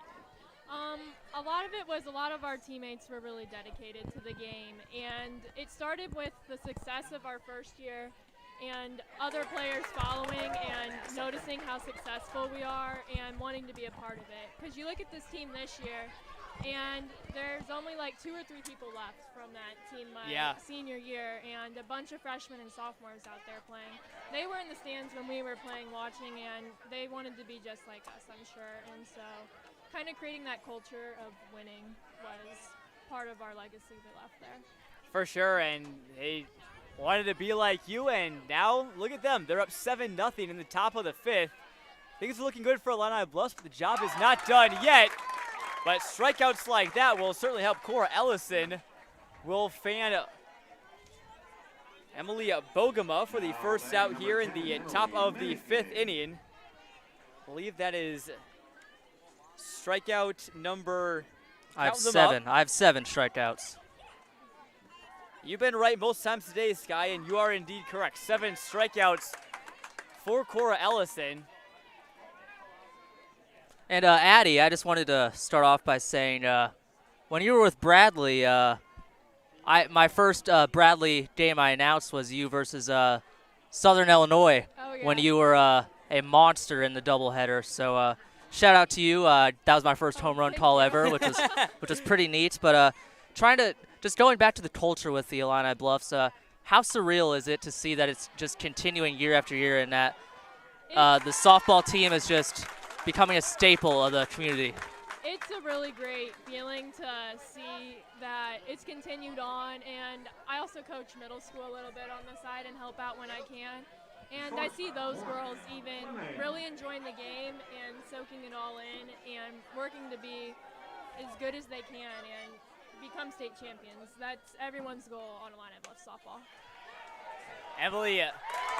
Meningay flew out to left field, and Morgan Fleming just popped out to shortstop. 2 quick outs for Cora Ellison and Leroy, and IB continues to roll to go here into the bottom of the 5th. It'll be Ellison, Fortin, and Kowalski due up for the Tigers. But Addie, while we're here at a break, we had a good conversation with Kierston just a couple minutes earlier, and got to get to know some inside softball, so to say, about the Illini Bluffs Tigers, just about your team, what you like to do, any traditions, stuff like that. Heard you guys were big fans of karaoke on the bus rides back home. Oh, yeah. She said that Colt 45 and Pump It Up were 2 big songs. Which one between the 2 is your favorite? Or do you have a different one, maybe? They were both really great. Colt 45 was kind of more of our, after the game we'd play that to more of celebrate. Pump It Up we'd play literally in the dugout right before the game started every game. And that was kind of our starting point, and it got us locked in for sure. And superstitions are kind of a big part about softball and high school sports especially. I know Leroy, they have a little stuffed buffalo in their dugout named Toot Toot. So that's been their little mascot. Was there kind of like any superstitions or things that you guys did back in your days in high school? Yeah, one thing we did when we were in high school is we wore rally hats. So they were a bunch of weird hats. If you go back and look at the pictures, you can see them. Everyone had one. If you weren't playing, you had it on in the dugout at all times. And it started around regionals, and we kept on winning, kept on playing good, so we couldn't get rid of them. The old rally hat, tried and true. I know for the Bradley softball team, I believe you guys have like a horse in the dugout, one of those horses on a stick that like little kids ride around. What's his name? We used to have the horse. We don't use the horse anymore. Oh. But now we have a hat, actually. Okay. It's a cowboy hat, and it has the Bradley beyond. Oh, there you that go. We made ourselves. It's our home run hat, so there you whenever go. someone hits a home run, they get to wear it. For sure, and I know you've worn that hat a couple times this year. As Cora Ellison watches strike 3 and 1. Pitcher has doubled and flew out to center field. She was thrown out at home on a great throw from Emily Meningay. That one is ripped, but well fouled. That one had home run distance all over that one. That one was tattooed. And count now full. Addie, I kind of want to discuss how I know we're in the middle of the game now, but when you make it to state, I know nerves can be a big issue. So let's say your first trip up to the bat. How do you kind of calm down those nerves, and what's the mindset when you go up to your first trip up to the plate? Your first trip up, you really just got to relax and trust yourself and know that you've put in the work to be in these big moments and that you've been in big moments in your life before. And you're going to come through. It's more of just a quick little relax and trust yourself more than anything in those big moments. And I'm sure Coach Locks and the other teammates help a lot out with that, because I'm sure there's nothing you can do to calm down the nerves when you have a great support system. That definitely helps, right? Yes, for sure. And our coaches, they trust us, and they make sure that we are ready for everything that comes our way and that we're going to succeed. For sure, and Addie, I know you were one of, as Fortin drops down a bunt, throw over to first, and that throw's wide. Illini Bluffs is going to be in business again. Ellison stops at third. Fortin moves over to second on the wild throw. So IB, 2 runners in scoring position, nobody out for Kennedy Kowalski now, or KK, as Kierston McCoy said. But Addie, you know, I mean, obviously I believe that you were probably one of the a few players who played both under Nancy Meyer and under Lindsay Locks, if I'm correct. Yep. And, you know, so what was it like, obviously, that transition? And in Lindsay's first year, obviously, you go to state, you win it, and you do it again. I don't want to know just a little bit more about your coach and what she's like and how she's helped. Not gonna lie, I know Coach Locks was really nervous her first year coaching us. We came off our year second in state, and she knew we had a lot of talent coming in, but Miss Meyer really was still there for us and would talk to Mrs. Locks about things and help her with the transition period. And with Mrs. Locks playing in college herself, she has a lot of knowledge about the game, and we were just able to keep on rolling from there. For sure, as that one is taken low by Kowalski. And you mentioned, you know, Nancy Meyer, obviously, you know, playing in college and, you know, coming back to coach and everything. I know you're playing in college right now. Have coaching ever crossed your mind, or what are your future plans? I don't know. I've thought about coaching at the college level maybe. You have to see how things fall. Or if I don't, I'm majoring in education, so I'm going to be a teacher for sure. Definitely would teach and coach softball. Might even do some other sports back to my high school days too. For sure, you know, and there's a lot of high schools out there where, like, you know, a teacher doubles as a coach. Like, you know, there's always the old, you know, history coach is also the football coach or softball coach, whatever it is. So certainly easy to do, and I think a lot of skills also translate for that. So that would certainly be lots of fun, and I'm sure if you were to do so, I'm sure you probably want to coach at IB if that position was open. Oh yeah, for sure. I'd do anything to go back to my alma mater and teach and coach there. We have a lot of pride at our school, and we have a ton of people that always come back, and that would be like the ultimate goal at the end of the day. And I think that's pretty cool because, you know, 1A, it often goes, everyone's like, oh, it's just a bunch of small schools and there's not a lot of talent and everything. But back-to-back state champions is very impressive. There's a lot of very talented kids on both sides of the ball today. And just being from a small town, and how fun is that, just knowing, like, looking at all the faces in the crowd and just knowing, like, almost everybody? Yeah, it is a really cool feeling. Honestly, in my opinion, 1A softball is one of the best classes for softball in terms of the community. You get everyone in your town to come out here and watch your games and support you, all the way from regionals to state. And our community is the best, honestly. And they're a lot of the reason why we're here. Without their support, it'd be a lot different for sure. For sure, and you know, Addie, I know Illini Bluffs, you know, one of a couple schools around the state that does not have football. So obviously, you know, softball, I'm assuming probably the big sport there. I know you guys had, at least this past year, had a really successful basketball team. I believe one of the Leroy Panther players answered this question on their podcast. I wanted to ask you that same question. Would you classify Illini Bluffs as a softball school? Yes, 100%. I'd say softball. Anna Tibbs, the pinch hitter for Illini Bluffs, just laced a big base hit up the middle, right past the pitcher Cox. Sorry, we were engrossed in our conversation. Forgot to announce the pinch hitter, but Anna Tibbs, another underclassman, a sophomore for IB, just picked up her 4th and 5th RBIs of the year. A big 2-run single. That makes it a 9-0 ball game. And it all started from a walk, a sac bunt that resulted in an error, moving runners to 1st and 3rd, and then another walk. So you're going to, if you look up at the scoreboard here at OSF Healthcare Field, 9 runs on just 6 hits, but 3 pivotal errors from the Panthers. It's all about small ball. It's all about doing the little things correctly, and so far the Tigers have done all those things correctly. Certainly is. Morgan Lowe gets set to hit now for Illini Bluffs, and You know, Addie, I mean, if you had to pick, you know, a number 2 sport at Illini Bluffs, maybe like what's the second biggest sport besides softball in your opinion? It'd be basketball. For sure. Our boys basketball team was pretty good this year, I know. And I think they were like within 1 or 2 games of state, and they're getting better too. They have a lot of their kids coming back this year, so they're going to be pretty good. For sure, that really reminded me, because me and Skye, we both saw Illini Bluffs play at the McCoy Western Holiday Tournament, called some of their games, and we're looking at this team that's winning, you know, pretty easily over there in Macomb, and lots of juniors on that team, lots of talent. So Illini Bluffs really a school that you can't forget about in the area. One of the better, probably, if not the best, small all around, I'd say in all sports in the Peoria area. As we're back to the top of the order, and Sarah Finn digs in. Hasn't had a hit yet.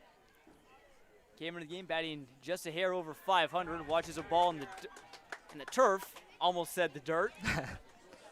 And that's something we were going to talk about, Jonathan. We were going to think that this game was obviously going to be decided between the 2 powerhouse pitchers, Long and Ellison, but the 2 powerhouse hitters, Finn and either Emily Meningay or Morgan Fleming from the Panthers. But so far, Finn, no hits thus far, but she has a big walk that led to a run. But 1 through 9, everyone's had their hand in the success so far for the Illini Bluffs. 1-2 here to Finn. Runner on first and second. Low at first, and I believe that's Tibbs over at second. Addie, a question that I had for you again was, obviously playing here at State, you're playing here on turf, so I'm sure you guys have got used to that over the years, playing on the turf. What are the differences, at least from a player's perspective? Are there any differences going from dirt to turf, or? There are. Eventually, when you get to college like me, you don't really notice the difference as much. Sure. But for the girls at this age, the turf, the ball will get on you faster, but it's not going to take as weird of hops. It's not going to take unexpected bounces, which does make it easier a little bit. But, yeah, it is a difference for sure. Ellen bounced right down the first base line. Looks like umpires are going to talk things over. Looks like I believe the pitcher, Cox, went over to field the ball and tried to tag Finn. But that ball, not sure if it was in fair or foul territory. It was right down the line.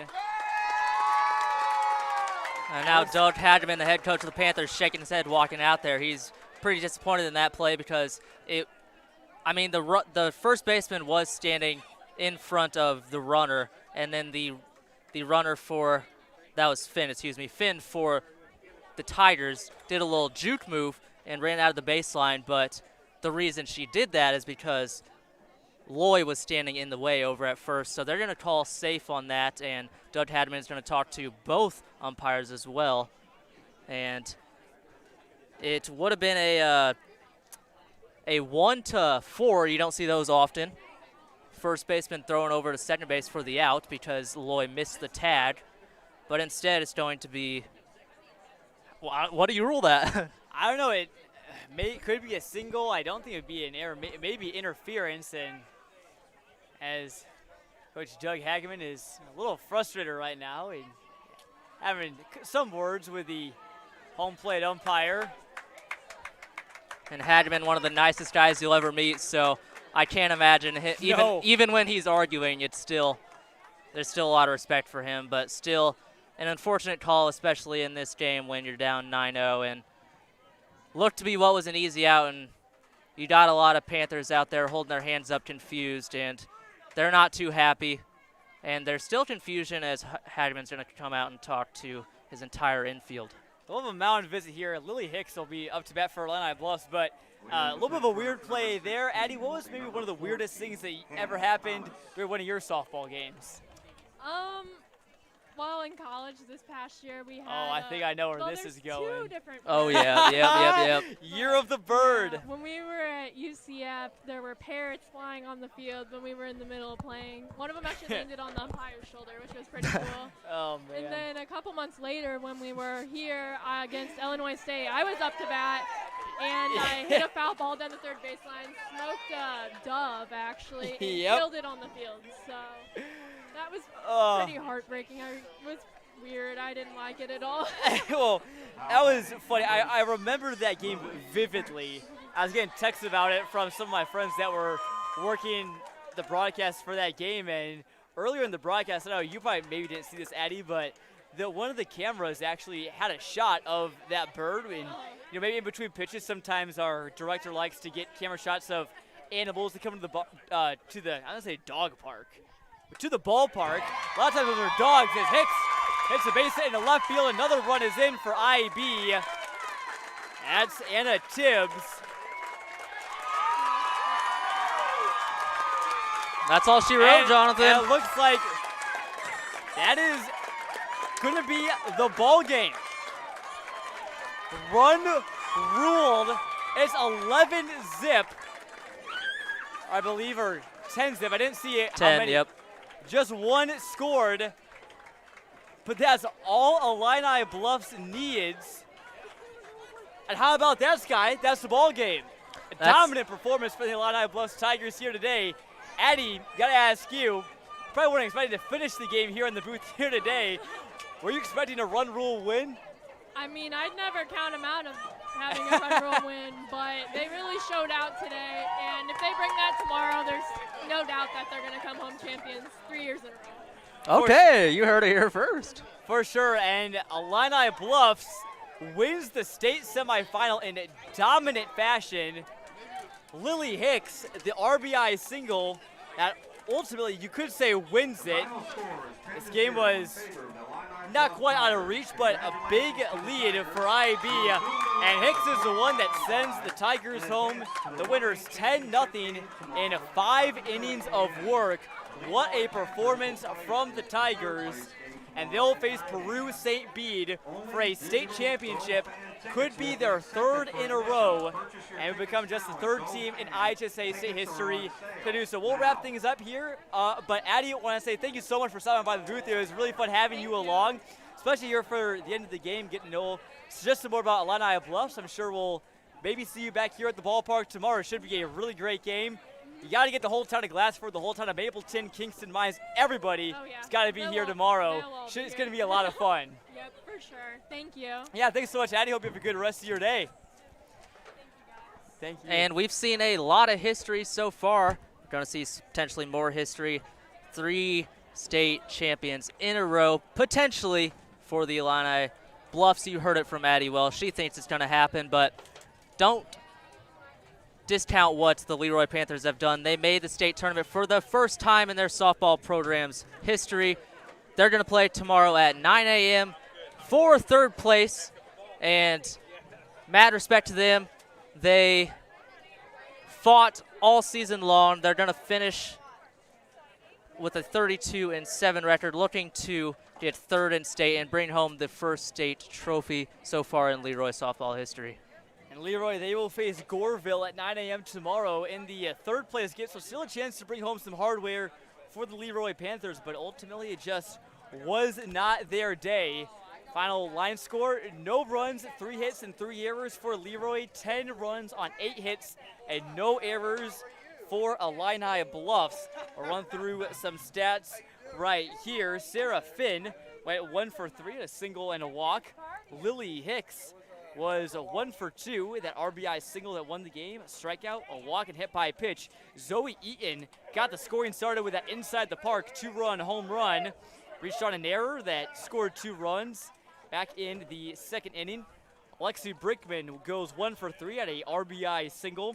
Cora Ellison, masterful in the circle today. Again, just 3 hits allowed. I believe 7 strikeouts and just 1 walk, 1 hit batter. No runs, and obviously no earned runs. So arguably Ellison could be the star of the game. She also had a double and a walk. Annabelle Fortin for IB goes 1 for 2, reached on an error and singled. Kennedy Kowalski went 0 for 1 with a walk. Anna Tibbs had that pinch hit RBI single. And Chloe Eaton went 0 for 1, popped out, and walked Morgan Lowe, singled and grounded into a fielder's choice. So that about all the stats for Illini Bluffs. Leroy pretty quiet with the bats today. They didn't get big performances from their big stars, Emily Menengay and Morgan Fleming. There was a double from Fleming back in the first inning. And it looks like that may have been a tone center for Leroy, but ultimately they just couldn't figure Ellison out. Exactly, and the freshman Ellison came out and dominated, no runs. She lowered that 2.98 ERA. She added some strikeouts, and I think the story of the game is we went through those stats for the Illini Bluffs, and nothing really stood out to you, but they were so disciplined at the plate. They walked 7 times. They got hit by pitch as well, so they got 8 free bases as well as getting on base from just putting the ball in play and forcing the Panthers to make plays, and they had 3 errors on the day, so the Tigers, they did all the little things right, and in the end, it helped them out to a 10-0 run rule victory. You don't see that at state too often, Skye, and that sets them up really good for tomorrow. Not only do you now have to play a full 7 innings, especially in this heat, but you also, you get to, the perks of that are you can get out of the heat earlier, you are more rested, and especially Ellison on the mound. Exactly, your pitchers are more rested, so not sure what Ellison's final pitch count was, but there's a chance that IB could roll her out into the circle for the state championship tomorrow right here at OSF Healthcare Field at the Louisville Slugger Sports Complex here in Peoria, Illinois. That will about wrap things up, unless, Skye, you have any other final words of wisdom to add. I just appreciate representing the Leroy bunch so far, Leroy alumni, class of 2019 representing here. And thank you, Clark Sports Media, for having us. And 1A softball, it's really fun. The communities from both sides showed out, and it was a heck of a battle. And congratulations to the Illini Bluffs, who advanced to play for a first place back-to-back-to-back title. The whole school district of Illini Bluffs showed up. Their whole team showed up today. Not too often you see this in state championship, or the state semifinal. A run rule victory for Illini Bluffs, 10-0 in 5 innings. Again, that does it here for Clutch Sports Media. For my broadcast partner, Skye, Gillespie, and our great guests, Kierston, McCoy, and Addie Welsh, again, former Illini Bluffs Tigers, now playing for the Bradley Braves, stopping by our booths, having some fun. Curly Boo Johnson, a good friend of Clutch Sports Media, also over here as well. Good times had by all. And again, this is not our final game of the day. We are going to hightail it over to Metamora, Illinois, and get set. Class 3A softball, sectional semifinal, and one of the area's best rivalries in Washington and Metamora. Well, that coming your way live on Clutch Sports IL, video coverage on our YouTube channel and our website at 4:30 p.m. So for now, that's about it. Illini Bluffs and St. Bede for a chance to make some history right here tomorrow. Until then, so long, folks. Have a great afternoon.